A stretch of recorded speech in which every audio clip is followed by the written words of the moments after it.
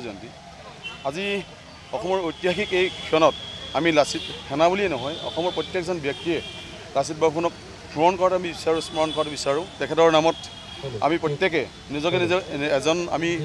এজন লাচিত বৰফুকন হিচাপে নিজকে বিচাৰাটো আমি সকলোৱে নিজকে বিচাৰে কিন্তু আমি কামনা কৰোঁ প্ৰথম কথা হ'ল কি যে লাচিত বৰফুকনৰ নামত আমি যি আয়োজন কৰিছোঁ এই আয়োজন স্থলীৰ পৰাই মই অসমৰ প্ৰত্যেকজন ব্যক্তিক অনুৰোধ জনাম যাতে আপোনালোকে প্ৰত্যেকে অনাগত দিনত আমাৰ ভৱিষ্যত প্ৰজন্মক যাতে লাচিত বৰফুকনৰ ওপৰত তেখেতলোকৰ যিখিনি নীতি জ্ঞান তেখেতলোকৰ যিখিনি দেশপ্ৰেমৰ নীতি আদৰ্শ আছিল সকলোখিনি যাতে তেখেতলোকে বিতৰণ কৰে বা তেখেতলোকৰ মাজত যাতে দাঙি ধৰিব পাৰে মই তাৰ প্ৰতি আশা ৰাখিম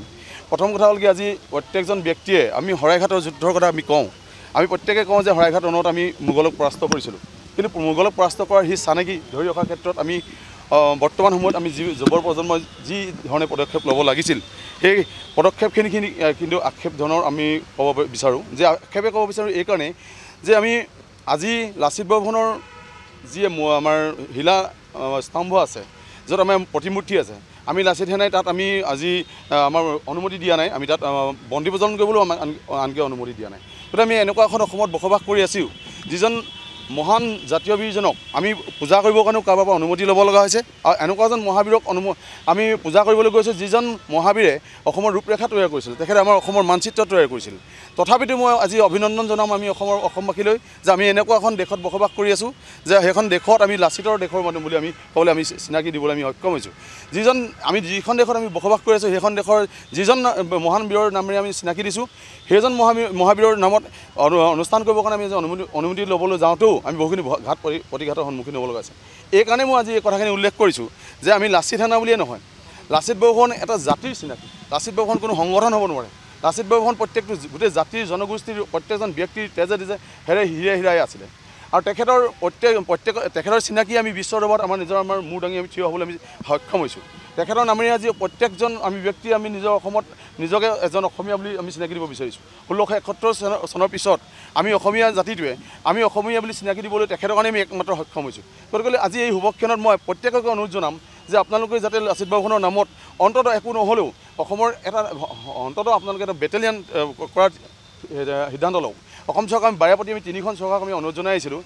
আজি এইকাৰণে এই শুভক্ষণত মই ক'বলৈ এইকাৰণে বাধ্য হৈছোঁ যে লাচিত বৰফুকনৰ আমি যি দেখিছোঁ একেবাৰে তুলুঙাভাৱে চৰকাৰে যিটো অনুষ্ঠান কৰিছে তাত মই একদম সমালোচনা কৰিবলৈ বাধ্য হৈছোঁ এইকাৰণে যে ৰাতিপুৱাই আমি দুখিত যে লাচিত বৰফুকনৰ নামত অনুষ্ঠান কৰিবলৈ যাওঁতে যিখিনি তেখেতলোকৰ কাৰুকাৰ্য দেখিলোঁ তাক অত্যন্ত লজ্জিত আৰু গৰ্হিত কাম কিয়নো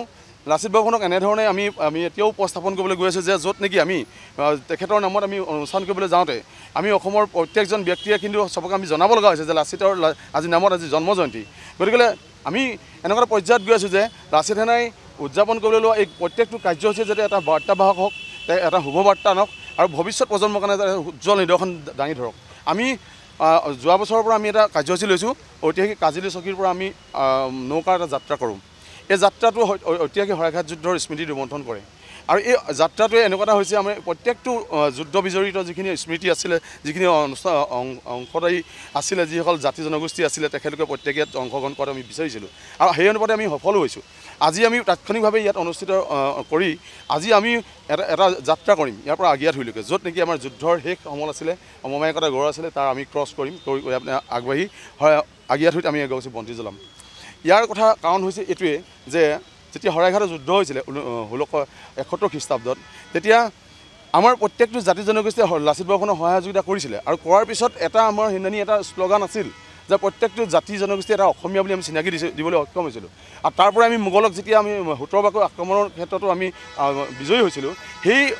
স্থানটোৱে হ'ল আগিয়াধুৰি আৰু শৰাইঘাট যুদ্ধৰ ক্ৰছ কৰিবলৈ যেতিয়া আমি যাম সেই জেগাডোখৰ মই সঁচাকৈ আমি গৌৰৱান্বিত যে শৰাইঘাটৰ নিচিনা এটা জেগা বিশ্বৰ ভিতৰতে বিৰল এইটো সম্পূৰ্ণ আমাৰ বুৰঞ্জীবিদসকলেও আছে সম্পূৰ্ণ এই কথাটো উলিয়াই দিয়া নাই এইকাৰণেই দিয়া নাই যে এটা জাতিৰ লগত যি আমাৰ বীৰত্ব জড়িত হৈ আছে এই গোটেই কথাখিনি এটা অনুষ্ঠানেৰে কিন্তু বুজাব পৰাটো সক্ষম নহয় এই গোটেই বস্তুবিলাক আমি সম্পূৰ্ণ বিশ্বৰ লগত দাঙি ধৰিবলৈ হ'লে চৰকাৰে ইয়াৰ পদক্ষেপ লওক আৰু এই পদক্ষেপেৰে যাতে অহা ভৱিষ্যত প্ৰজন্মই যাতে প্ৰত্যেকে নিজকে একোজন লাচিত হিচাপে চিনাকি দিব পাৰে তাৰ যাতে পদক্ষেপ লয় তাৰ পৰাই মই সেইকাৰণে আজি লাচিত সেনাৰ তৰফৰ পৰা মই অনুৰোধ জনাইছোঁ ধন্যবাদ যিকোনো খবৰৰ বাবে যোগাযোগ কৰক 7099017330 লগতে 7099017110 নম্বৰত